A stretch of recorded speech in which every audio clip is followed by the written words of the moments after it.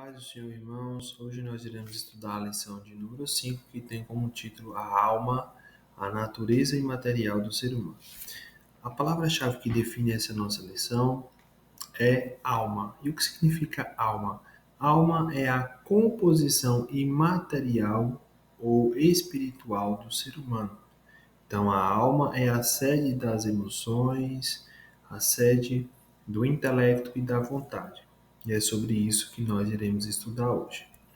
O texto base, o áudio, nos diz assim: Não temais os que matam o corpo e não podem matar a alma. Temei antes aquele que pode fazer perecer no inferno a alma e o corpo. Verdade prática. Cuidar da alma é uma atitude fundamental para uma vida cristã estável e uma eternidade de alegria e paz. Introdução. O ser humano foi criado por Deus como um ser tricotômico, espírito, alma e corpo. A alma é inseparável do espírito, então a alma e o espírito formam o ser interior que dá vida, consciência e identidade ao homem. Então, o que faz nós sermos quem nós somos, além do nosso corpo físico, né, que é uma característica física que nos torna seres específicos, temos também a alma. A alma, ela dá vida, consciência e identidade ao homem, né? Então nós sabemos que cada ser humano tem uma característica, uma personalidade diferente, né? Tem uns que são mais alegres ou tristes, outros são mais introvertidos, outros extrovertidos. Então essas características ou especificidades de cada ser humano, ela lhe torna único, específico, né? E nos fazem e cria no ser humano uma identidade, né? Cria nele uma identidade. Então, o corpo é um instrumento de expressão no mundo físico, mas a alma que sente, pensa e decide. Então, através do nosso corpo, a alma ela consegue se expressar no meio ou no mundo físico, né? Mas é a alma que sente, pensa e decide. Então, compreender a natureza da alma é essencial para viver de forma equilibrada espiritualmente. Primeiro tópico, atributos da alma, de volta ao Gênesis. O homem foi criado à imagem e semelhança de Deus, um ser pessoal dotado de características especiais. Se nós observarmos, quando Deus foi criar o animal, no momento em que ele criou o animal, ele disse que haja alma vivente. Já quando ele foi criar o homem, ele disse: façamos a nossa imagem e semelhança. Olha o que diz o versículo 27 do capítulo 1 de Gênesis. E criou Deus o homem à sua imagem, a imagem de Deus o criou. Então Deus nos fez de forma especial, né? E vivificou o nosso corpo através do sopro divino. Então nós somos um ser pessoal dotado de alta consciência. E o que é autoconsciência? A autoconsciência é a capacidade de reconhecer a si mesmo. Além disso, nos fez também um ser dotado de autodeterminação, ou seja, a questão do poder de escolha e decisão moral. Então, essa consciência moral de escolher entre certo e errado, entre fazer e não fazer, entre bom e mal, esse poder de decisão, essa decisão moral, nos torna seres específicos, especiais, diferentes dos animais. Os animais, por exemplo, eles não têm essa consciência moral, né? Eles não têm essa percepção que nós, seres humanos, temos, né? Então, essa parte imaterial e espiritual do ser humano é o que mais o diferencia dos animais, né? Então, essas características específicas, ela nos distingue de todas as demais criaturas, né? Então, se de um lado nós temos o ser humano, que é um ser tricotômico, corpo, alma e espírito, nós temos os animais, que são seres o que dicotômicos, ou seja, corpo, alma, mas sem espírito.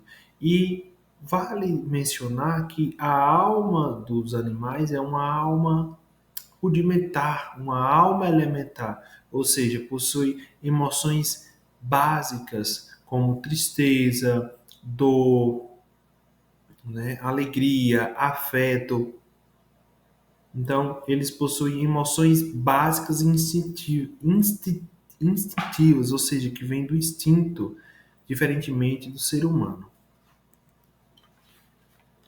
Ponto 2. Entre o espírito e o corpo. A alma possui três principais atributos. Quais são eles? O primeiro atributo é a emoção. Mas o que é emoção ou sentimento? A emoção é a capacidade de sentir amor, paixão, alegria, tristeza, gratidão, né? E o segundo atributo da alma, intelecto ou a razão, a parte racional. Então é a capacidade de raciocinar e compreender. Essa daqui também é uma das características, um dos atributos que nos faz diferente dos animais, né? Haja vista que os animais eles não possuem capacidade de raciocínio, né? Eles não conseguem raciocinar, compreender, interpretar, e é por isso que eles são chamados de irracionais. Outra característica é a vontade, ou seja, esse poder de escolher e decidir, esse poder de escolha, poder de decisão. Então, a alma, ela serve-se do espírito para ter comunhão com Deus e para relacionar-se com o próximo utiliza o corpo e seus órgãos sensoriais. Ou seja, podemos dizer que a alma com o espírito tem comunhão com Deus, ou se relaciona, se comunica, estabelece conexão com Deus através do espírito. E a alma, ela estabelece comunicação com o mundo físico através do corpo, né? Então, através do corpo e de seus órgãos sensoriais, ela estabelece comunicação, a alma estabelece comunicação com o mundo físico. Ou seja, através, por exemplo, dos olhos, a alma consegue visualizar, consegue enxergar. Através do ouvido, consegue ouvir. Através da fala, através da boca consegue falar, comunicar-se, e através do tato consegue sentir-se. Consegue, melhor, sentir através do tato. E por assim, e por aí vai, né?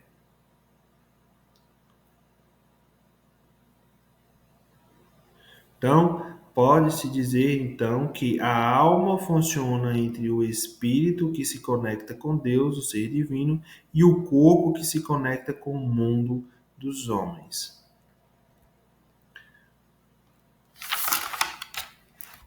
Resumindo o primeiro tópico, a alma é a sede das emoções, da razão e da vontade, expressando a personalidade humana criada à imagem de Deus.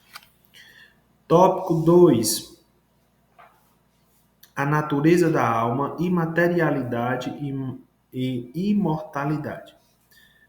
Distinção de substâncias. Jesus revela claramente a diferença entre corpo e alma. Ou seja, o corpo ele é tangível, tocável, eu consigo tocar, sentir. Ele é visível, consigo ver. E ele é também mortal, ou seja, perecível, morre. Já a alma ela é intangível, ou seja, intocável, não consigo tocar. Ela é também invisível e imortal.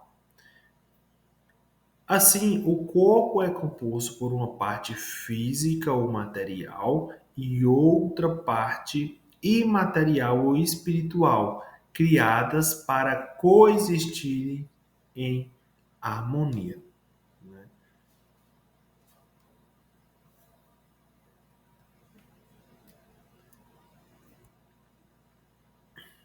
Ponto 2. Imaterialidade e responsabilidade pessoal.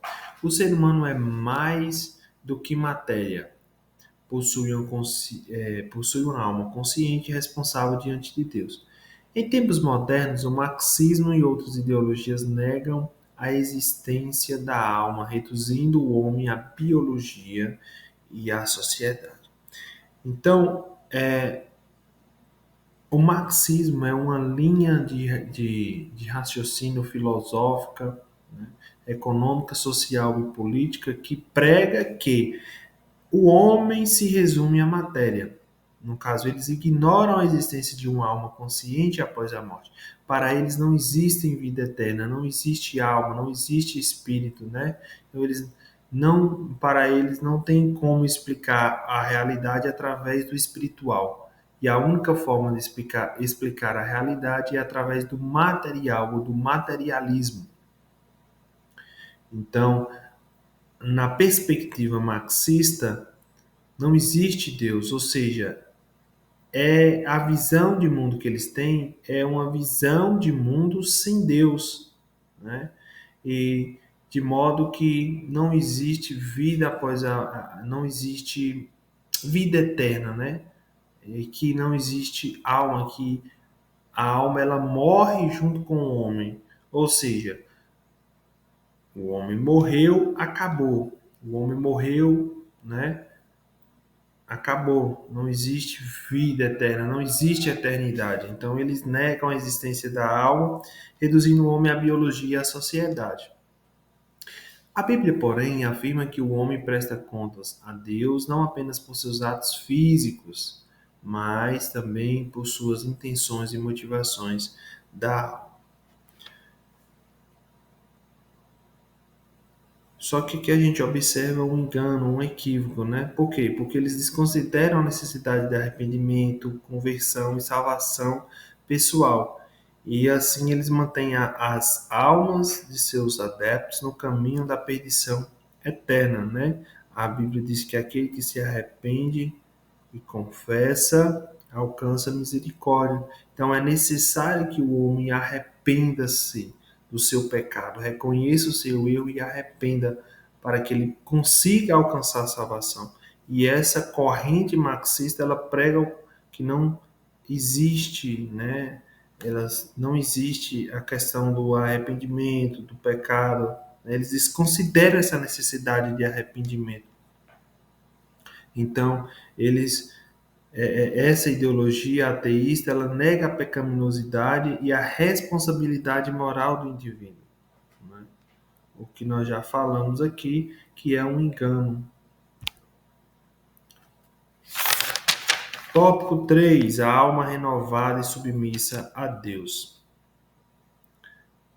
Ponto 1. Edificação e saúde. A estabilidade da nossa vida cristã, nosso destino eterno, depende de como cuidamos da nossa alma. Então, a alma ela necessita ser purificada e renovada continuamente. Como é que nós fazemos isso? Como é que a gente mantém a alma purificada e renovada continuamente? Através da oração. Por quê? Porque a oração é um meio eficaz, é uma ferramenta eficiente para nos livrar da ansiedade, um transtorno de dimensão global. Então, a ansiedade é um transtorno de dimensão global que tem afetado muitas pessoas, né? E uma forma de nós vencermos a ansiedade é através da oração. Lá em Filipenses 4:6 diz: não andeis ansiosos por coisa algumas, antes apresentai-vos tudo em oração e súplica com ação de graça. Então, todas as nossas ansiedades, os nossos medos, né, os nossos anseios devem ser apresentados em súplicas e orações diante do Senhor, né? E Ele nos abençoará e irá trazer paz, irá nos proteger, nos trazer paz, né? Nos dar a sua paz e nos proteger as nossas emoções, os nossos pensamentos.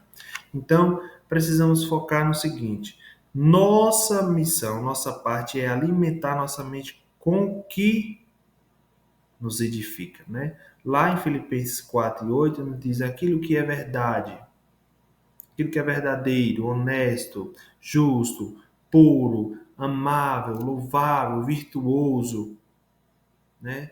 Nisso pensai. Então nós devemos pensar naquilo que nos traz edificação, né? Então o que nós falamos, o que ouvimos, o que lemos, o que vemos, nossos hábitos diários determinam a saúde de nossa alma. Conclusão: a alma é o centro da vida humana e, portanto, deve ser guardada com zelo e consagrada a Deus. Como disse Martinho Lutero, não podemos impedir que os pássaros voem sobre nossa cabeça, mas podemos impedir que eles façam um ninho sobre ela. Assim, também devemos vigiar nossos pensamentos e sentimentos para que nossa alma permaneça pura diante do Senhor. Amém? Assim, chegamos ao fim de mais uma aula e que Deus em Cristo Jesus os abençoe.